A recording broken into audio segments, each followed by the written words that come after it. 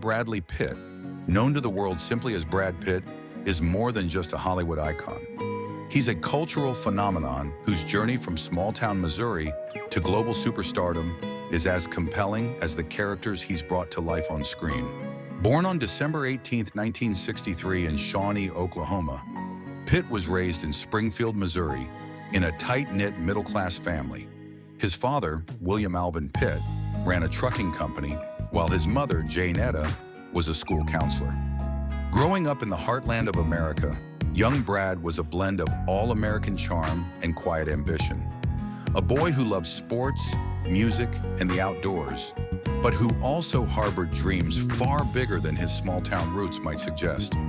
Pitt attended Kickapoo High School, where he was a star athlete, dabbling in basketball, golf, and swimming, and even joined the debate team, a hint at the charisma that would later define him.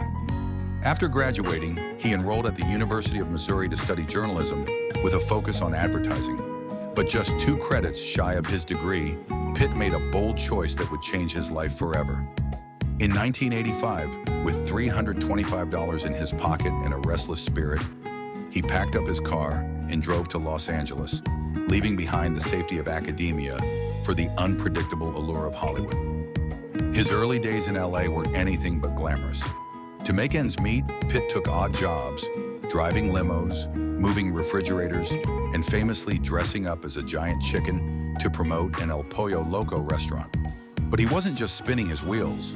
He was studying acting under Coach Roy London, honing the raw talent that would soon catch the industry's eye. His first on-screen roles were small, uncredited parts in films like Less Than Zero, 1987, and a few TV guest spots on shows like Dallas and Growing Pains. Then came the moment that put him on the map, a steamy, shirtless appearance as JD, a charming drifter, in the 1991 road movie Thelma and Louise. That 4-minute scene, opposite Gina Davis, didn't just steal the film, it launched Pitt into the stratosphere as Hollywood's newest heartthrob.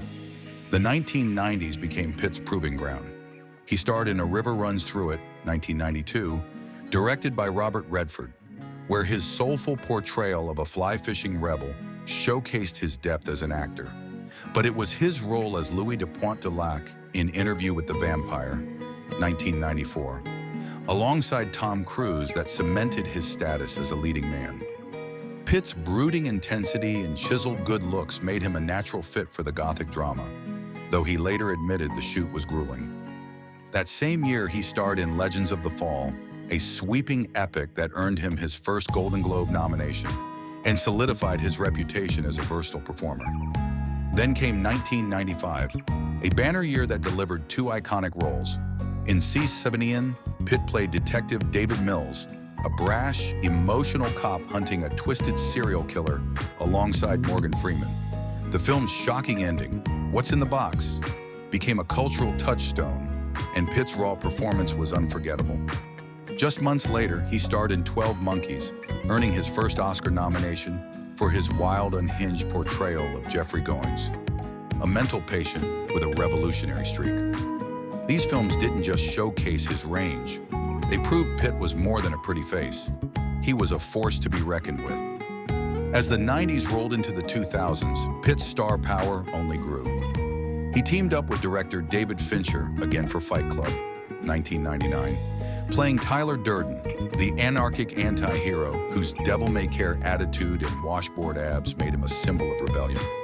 The film bombed at the box office but became a cult classic, with Pitt's performance now considered one of his finest. He followed it with hits like Snatch, 2000, where his incomprehensible Irish accent as a bare-knuckle boxer stole the show, and Ocean's 11, 2001, where his cool, snack-obsessed Rusty Ryan kicked off a beloved heist franchise. But Pitt's life off-screen was just as captivating. His high-profile romances kept tabloids buzzing, first with Gwyneth Paltrow in the late 90s, then with Jennifer Aniston, whom he married in a lavish 2000 ceremony. The Pitt-Aniston union was Hollywood's golden couple until it wasn't. In 2005, while filming Mr. and Mrs. Smith with Angelina Jolie, sparks flew, and the world watched as Brangelina was born. His split from Aniston and subsequent relationship with Jolie, with whom he'd go on to have 6 children, 3 adopted, 3 biological, turned Pitt into a tabloid fixture.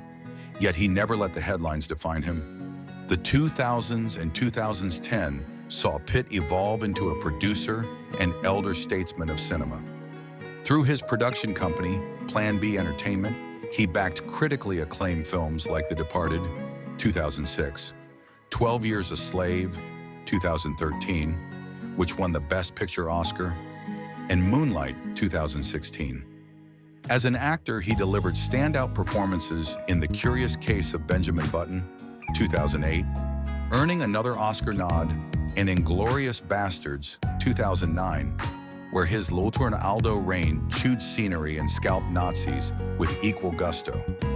His role as Cliff Booth in Quentin Tarantino's Once Upon a Time in Hollywood, 2019, finally earned him an Oscar for Best Supporting Actor, a laid-back stuntman whose loyalty and quiet coolness mirrored Pitt's own persona. Beyond the screen, Pitt's life has been a mix of philanthropy and personal reinvention. He poured millions into rebuilding New Orleans after Hurricane Katrina through his Make It Right Foundation, showing a commitment to social good. His 2016 split from Jolie thrust him back into the spotlight, but Pitt emerged reflective, focusing on sobriety, art, and his craft. Today at 61, he remains a magnetic presence, still turning heads with his ageless looks and still surprising audiences with his choices, like his recent turn in the action comedy Bullet Train, 2022. Brad Pitt's story isn't just one of fame, it's a tale of resilience, reinvention, and relentless curiosity. From the chicken suit to the red carpet, from heartthrob to Oscar winner, he's lived a life as epic as the films he's made. And somehow, you get the feeling his best chapters are still unwritten.